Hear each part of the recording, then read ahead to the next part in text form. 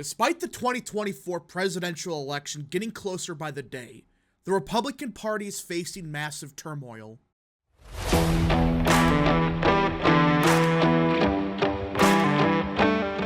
What is up, people of the internet? It is me, Real American, back in with a new video, and today it is time that we talk about the 2024 presidential election, because as most of you know, this could arguably be the most important election in modern American history. I know we say this every 4 years, but it really feels like this is the one that will decide the fate of the country.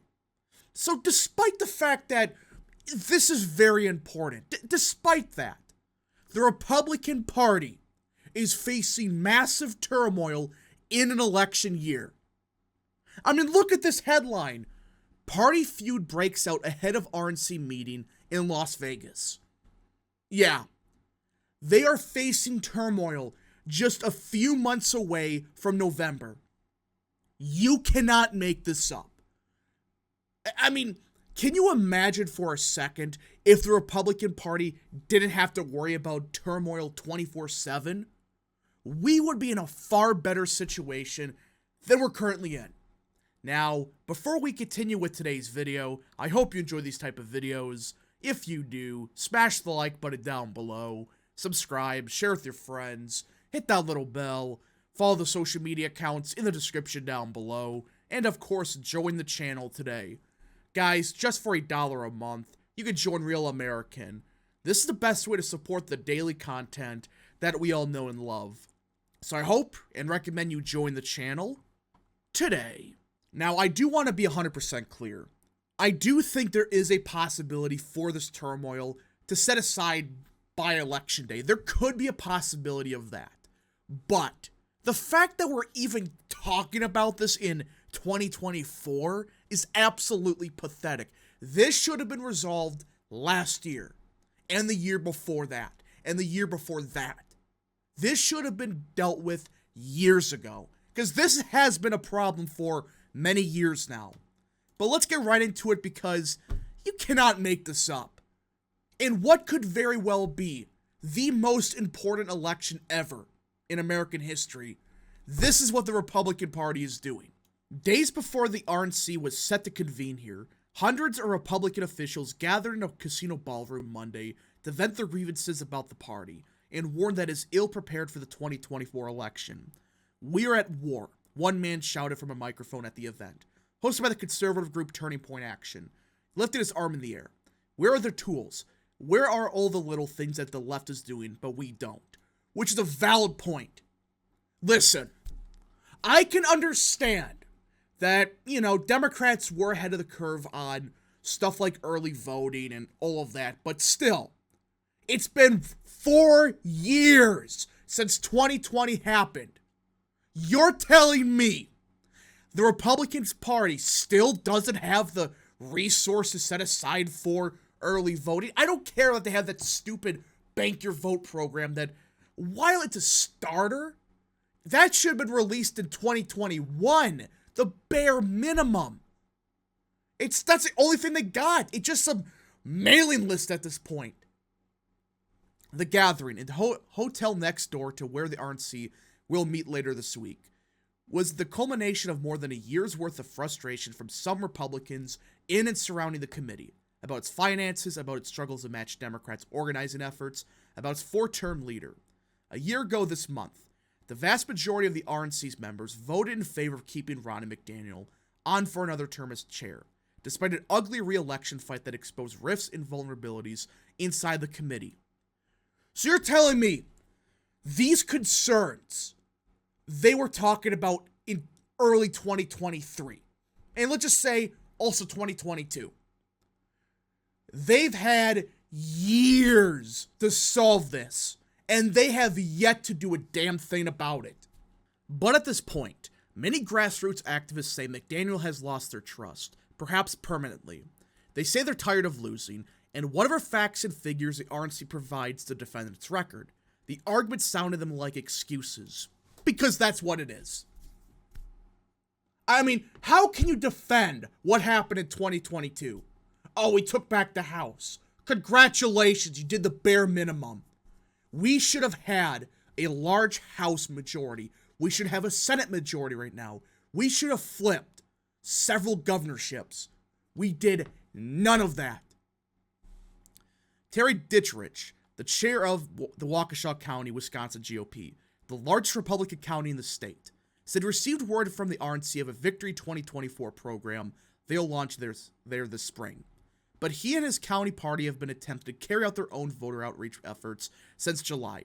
And Dittrich said the National Party have already established year-round programs that are compete with what he sees Democrats doing. The fact of the matter is the same executive committee, the same leadership structure, the same strategic plans, the same quote-unquote victory programs are all in place with the same people, and yet we have lost 22 out of 25 statewide races.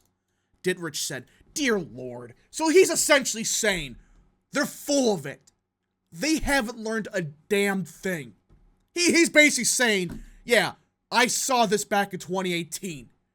So you're telling me they are using the exact same plans they had back in 2018, back in 2020, back in 2022.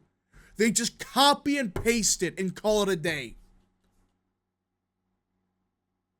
And so my question would be simply said, if you're in a business and your business lost 22 out of 25 accounts that you were after, would you have the same structure continue?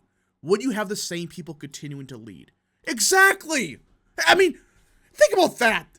22 of 25 statewide races have been defeats. Just think at the sheer amount of L's they have taken in a swing state. They should have won, roughly 50% of them. Not, 10%, if that? Turning Point, the youth-oriented advocacy group founded by Charlie Kirk, the conservative activist radio show host with a massive following, has long been one of the sharpest thorns in the RNC side. McDaniel and Kirk have traded barbs publicly, including when Kirk and those affiliated with his organization opposed a re-election bid, which they were right about. She hasn't learned a damn thing. I mean, what has she done? Has she done a damn thing since he's won another term as RNC chair? The title of Monday's summit was itself a clear knock at the RNC. A prevailing theme among attendees of the Restoring National Confidence gathering, which is open to local chairs and GOP leaders from the most consequential counties, was that the actual RNC wasn't doing enough to train and support the grassroots. They don't! They don't do squat for the grassroots. Listen, the fact that you have Scott Pressler doing his work for free and you don't give him any of your time is absolutely pathetic. I would have Scott Pressler, one of the top people in the RNC right now. The fact that they're just ignoring him because he's actually doing a good job should tell you everything about Ron and McDaniel.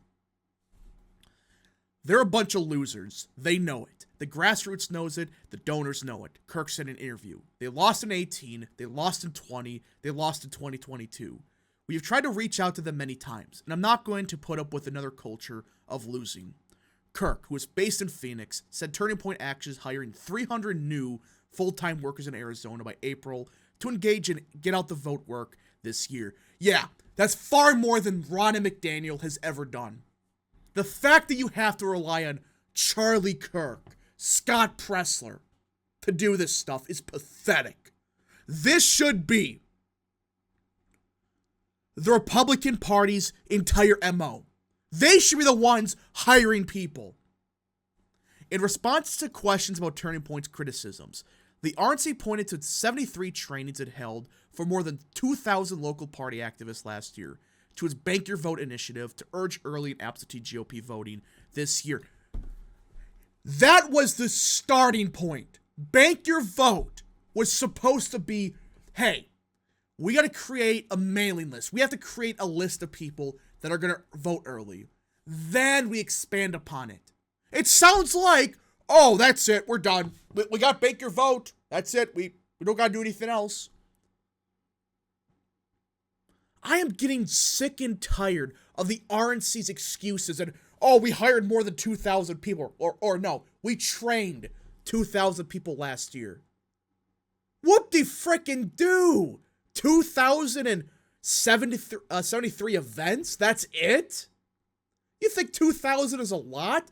How many do Democrats train a year? Seriously. Maybe 2,000 in each swing state. A spokesperson for the RNC suggested Republicans should keep their focus on Democrats, not intra-party warfare. We wouldn't need to talk with the Republican Party as much if they weren't pulling this crap. They're not doing squat. They are doing absolutely nothing. They are pretending, well, we set up bank your vote. That's it.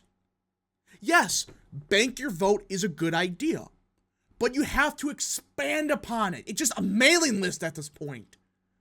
Yes, it was a good idea to start it right after 2023, after 2022. It was a good idea, but they've done nothing with it. I mean, seriously, didn't work in Virginia. I mean, they came close to winning, but still. Bank your vote's a scam. It's a starting point. It's the bare minimum. It's the where you build the structure from. Not, that's it. But this is Republican Party philosophy. Do the bare minimum and claim, well, that's everything we can do. It's not. They can do so much more. But they don't want to. They're lazy. They're complacent. This is the same crap they did in 2022.